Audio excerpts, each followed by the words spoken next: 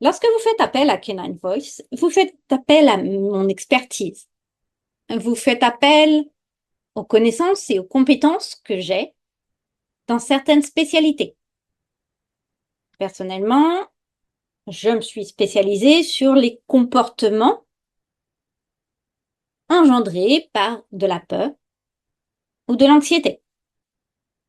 Je peux aussi parfaitement vous guider dans l'éducation de votre chiot, dans l'apprentissage du rappel, dans la familiarisation à certains sons.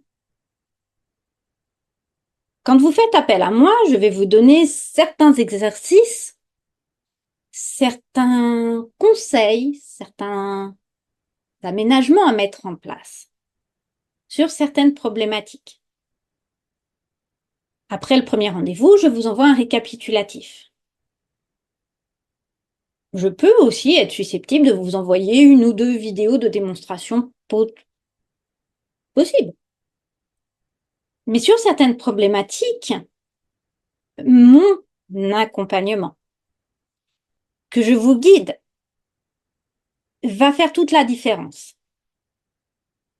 Sur des problématiques comme la protection de ressources, je pourrais vous envoyer un exercice global, général, mais qui ne sera pas forcément adapté systématiquement à votre chien.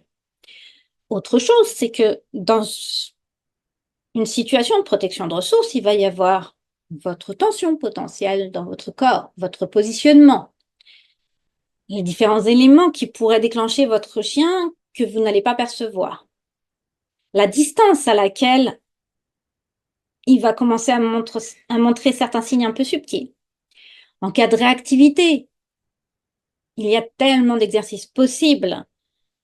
Et puis tout va dépendre de la motivation de votre chien. Est-ce qu'il veut augmenter la distance, réduire la distance, sachant que la réactivité n'est absolument pas un diagnostic scientifique, c'est juste une expression pour qualifier des comportements exagérés.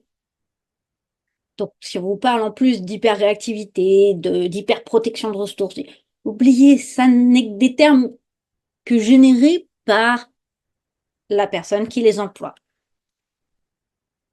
Certains exercices, vous pouvez éventuellement en trouver sur Internet.